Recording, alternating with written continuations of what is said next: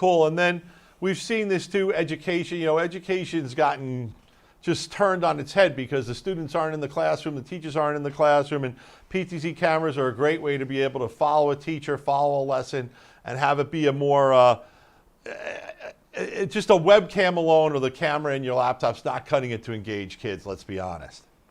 Yeah, no, absolutely. And I tell you what, if you already have Panasonic cameras and you want to try out some of our auto tracking stuff, you know, right now is a really great time to do it. You can get a 90-day free trial. Whereas before, I think it was 30 days, but because of COVID, we extended that to 90 days. And what that does is literally just give you the ability to take any one of our PTZ cameras, load the auto tracking software on there, and then you get to use the same, you know, technology that a lot of the facial recognition, you know, services in the world are using.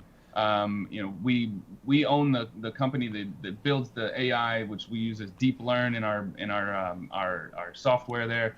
But that's a big combination as far as, you know, using our PTZ cameras. Yeah. We've already labored on how great they are, but also when you add in some of the software that we've developed, they're just phenomenal for education. Now, I know I led you on that one, so I led you astray a little, but I brought that slide up out of order. But that's right, folks. Panasonic, if you've got the 150, the 130, the 70, the 40 series camera, you can actually purchase camera tracking that is AI, artificial intelligence based through the cloud that Panasonic is a part of.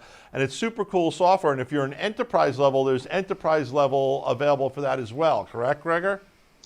That's right. And I do want to just comment on one thing you said there, that there's no cloud involved. Believe it or not, we actually do all that algorithm, you know, voodoo stuff back in a you know, a laboratory somewhere, and then we build that firmware and we put it into your camera. So the AI is actually built into your camera, and you don't need to touch our base. You know, we're not pinging us.